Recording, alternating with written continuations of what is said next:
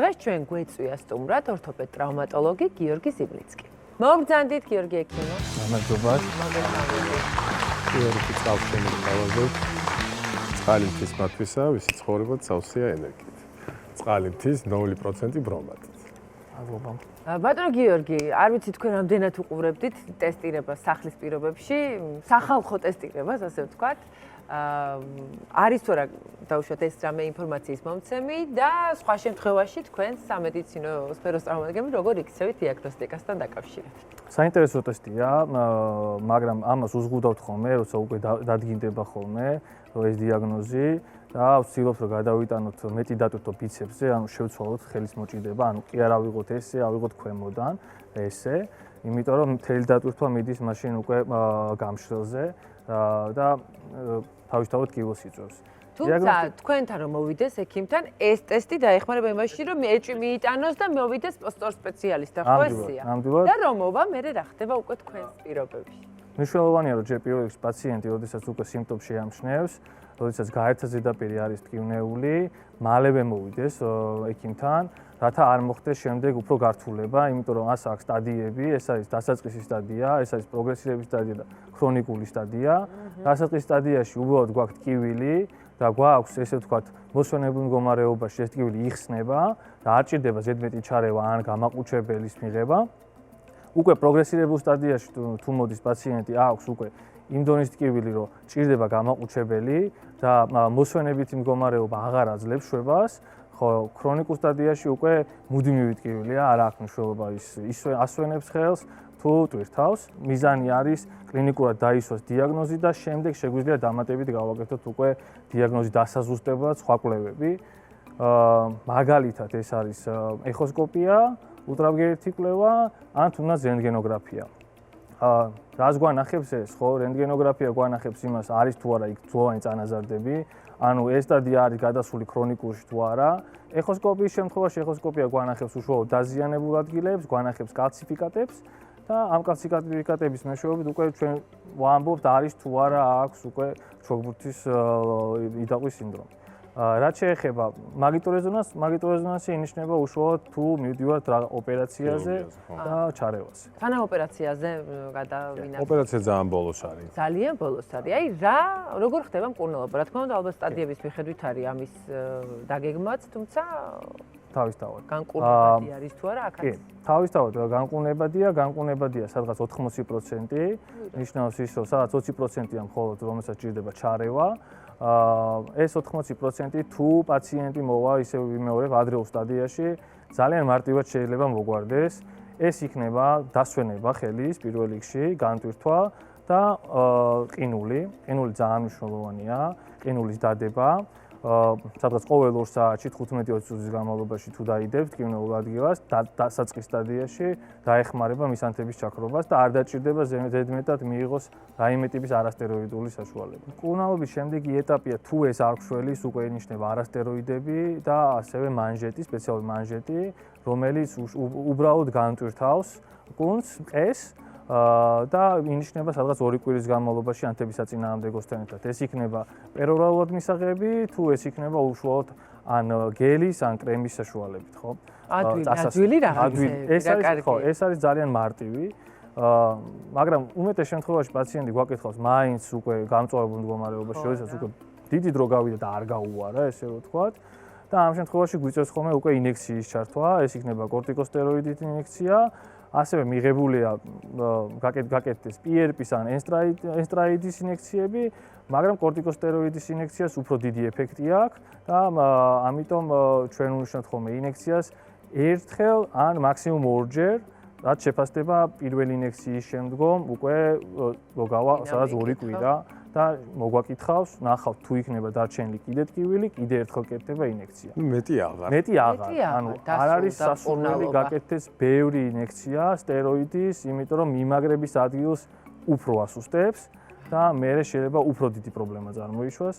ამიტომ ვეცადოთ რომ მაქსიმუმ 2 ინექცია გაკეთდეს ხოლმე. და თუ ორმა არ უშველა? თუ არ უშველა 6-დან 9 თვის განმავლობაში, მაგ შემთხვევაში არის უკვე მიზანმიმართული რომ გაკეთდეს ოპერაცია. დაუშვათ შეიძლება ყველა სხვადასხვა ვადაში ესე ვთქვათ განუვითარდეს ყველაზე რთული ესე ვთქვათ უკვე საოპერაციო პროცესი თუ არ არის ეს ინდივიდუალური და რაღაც კონკრეტულ ვადაზე შეიძლება ვისაუბროთ. ეს არის მიკროტრაუმების გამო და არ არის იმის გამო, რომ უბრალოდ ანთება დაიწყო და აღარ ანთება მიუშვა ესე. ხო, აღარ ხვდება. ეს არის მიკროტრაუმების გამო, როდესაც ერთი და იგივე მოძრაობა ხშირად კეთდება და ჩვენ უბრალოდ არ ვასწრით იმას, რომ ნორმალურად შეხოსდეს, არ ვასწრით და ამის გამო იქ პლუს კალციფიკატები ჯდება და მერე უკვე გადაგვარებისკენ მივიდეს დეგენერაციისკენ და შემდგომ უკვე ოპერაციაზე არის საუბარი.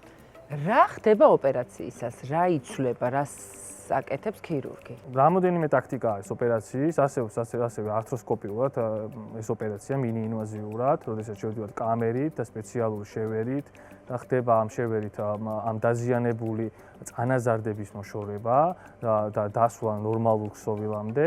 ასევე არის ღია ჭრილობაც, რო გითხრათ, რომ ძალიან დიდი არ არის, ეს მინიინვაზიურია, ძალიან პატარა განაკვეთია. შეიძლება ეგჯობდეს ხანდახან ამის ანუ წანაზარდების მოშორებაა, ხო? ესე და ასევე მიმაგრების ადგილის ამოჭრა რაღაც დონეზე, მიმაგრების. ეს არ გეგონოთ მიმაგრების ადგილი, უშუალოდ ერთი წერტილი არის. ეს არის საკმაოდ დიდი მოცულობა, ჭრით სოლისებურად თქვა შუა მესამეც და მე ერთმანეთზე ვაკეთებ. ანუ განტვირთვას ვუკეთებთ უბრალოდ მიმაგრების ადგილს. ფერკეტს ვცვლით. ფერკეტი არაფერი არ ეთვლება პაციენტს მოხმარების თვალსაჩინო შეზღუდვა არა აქ ამის გამო. დაუშვათ შეზღუდვა რა ხავახსენეთ ამ პროფესიას რომელმაც მიიყვანა ამ მდგომარეობამდე მისი იდაყვი უნდა დაემშვიდობოს თუ არა რა ხდება შემდგომ. ხო, კუნაობის პერიოდში თავისთავად ემშვიდობება ამ მოძრაობას, ცდილობს რომ გადაიტანოს სხვა კუნთებზე დატვირთვა. მაგრამ შემდგომ ჩვეულებრივად უნდა აღადგინოს უკვე თუ მოხსნილია და ტკივილის ფონი აღარ არის ჩვეულებრივად შეუძლია რომ გააგრძელოს. ესე იგი პროფესიას გამომშვიდობება. ეს კარგი ამბავი მათთვისაც შეიძლება აწუხებდეს ეს კონკრეტული სიმპტომი და როდის უბრუნდება შემდეგ თავის ცხოვრების წესს და ხო შეზღუდვები რო აღარ ექნება ეს უკვე ძალიან კარგი. თუ ოპერაციაზე მივდივართ ოპერაციის შემდგომ პირველი 2 კვირის განმავლობაში ხელი არის ფიქსატორში, 2 კვირის შემდგომ ფიქსატორი იხსნება და იწყება სახსრის დამუშავება. სრული რეაბილიტაცია მთავრდება 3 და 5 თვემდე. ხო, ანუ ოპერაცია მაგიტომ არის რომ სადღაც 20% პაციენტების არის ესე ვთქვათ განკუთვნილი მათთვის ოპერაცია ვიდრე 80% პირდაპირ მიდის მკურნალობაზე არაოპერაციული თავისთავად და მე მგონი პროფესიონალს უბრალოდ არ შეაწუხებს ეს ჩოგბურთის იტაყვი, უფრო მოყვარულს ალბათ რომელიც რაღაც ყველა ძალით ცდილობს რომ ეტოქეს მოუგოს. ხო, კი, ეგრე არის ზუსტად. და ამის გამო არასწორი მოძრაობის გამო ხდება უმეტესად ჩოგბურთში. არასწორი მოძრაობის გამო. აი, რა შეიძლება საპრევენციოდ გააკეთონ ადამიანები, იმიტომ რომ ჩვენ ვახსენეთ, რომ არა მხოლოდ ჩოგბურთი შეიძლება აღმოჩნდეს ამის მიზეზი, უბრალოდ კომპიუტერთან მუშაობა, ეს დაუშვათ ხელის არასწორი პოზიცია ხანგრძლივ მდგომარეობაში, ამიტომ პრევენციის ზომებად რა შეიძლება ჩაითვალოს. მარცხენა ხელით ხო არ შევეძა? აქაც მაუსთან აქთან დაკავშირებით არ უნდა იყოს ძალიან შორს, იმიტომ რომ ჰაერშია მაგ დროს ხელი, უნდა იყოს ცოტა ახლოს და უნდა იყოს ჩამოდებული, უნდა ეცადოს დასვენებული იყოს, ჩამოდებული და ჰაერში დიდი ხანი არ იყოს დაკიდებული, ხო? ცოტა მთელი დაყვით რომ მოვათავსო მაგიდაზე, ეს უკეთესი იქნება? ის ნამდვილად განწვირთული იქნება, ის აბსოლუტურად ბერკეტი აღარ ექნება. ხო, ესე მშვენივრად უნდა გაძლევდეს საშუალებას. ეგრე ვერ ზიხარ როცა მუშაობ, გაჭიმული ხარ. არც ხედან. ჩაწოლილები არიან და გინდა არ გინდა კიდია ეს იდაყვი აქეთ. აი თურმე რა შეიძლება ამ ჩაწოლილ ტანს მოყვეს ჩოგბურთელის იდაყვის სინდრომი თუ დაავადება. ხო, ასევე ანუ აი, როდესაც არის აი ძალიან განიერი კლავიატურა, დამატებით გრძელი, აი გრძელი დამატებით კლავიატურა, რაც ანუ აი ხელს გაშლევინებს. ფორტეპიანოს კლავიატურასავით. ხო, აი ფორტეპიანო როიალებით რო არის, ანუ აი ამ კლავიატურაზე, ანუ ცუდია, უნდა იყოს მოკლე, ანუ უნდა იყოს ახლოს და მოხრილი და კომფორტული, რომ ხელი არ იყოს უფრო გაშლილი და მაუსის ახლო იყოს. თუ მთელი დღე აი უწევთ ეს ერთი და იგივე მოძრაობის გამეორება, მნიშვნელოვანია გააკეთონ გაწევრები, სტრეჩინგი ვარჯიში და გაამაგროთ ხელის, ხო, მაინც და მაინც. აი ეს ეს მოძრაობა. აი ეს. აპირიფაიზე.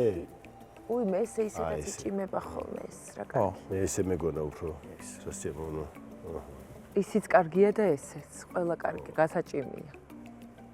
კი, ძალიან კარგია, სხვათა შორის ეხლა. ეს სტრეჩი ხო, ესე ხო არასდროს არ ვიყენებ ხელს. თავარი ტესტი არის, როდესაც პაციენტს არ შეუძლია ხელის გაშლა. ანუ როდესაც თქვენ აწვევით და ვერ რა სიმწარეა. მაგრამ კარგია ის, რომ აღმოვაჩინეთ რა პრობლემაც შეიძლება აწუხებდეთ ადამიანებს, ვინც ხანგრძლივად მუშაობს კომპიუტერთან ან ხანგრძლივად ხელის ტევანს იყენებს. ერთი და იგივე მოძრაობას. ხშირად ერთსა და იმავე მიმართულებით და შეიძლება ერთი წერტილი უკვე სადღაც ნელ-ნელა ასტკივდეს, გავარკვიოთ ისიც რომ მნიშვნელოვანია რომ დროზე მივიდეს ექიმთან, რომ ეს შემდეგ არ პროგრესირდეს და მალევე მოისჩინოთ ეს პრობლემა, ეს არ არის ყველა სამოსავალი. კი.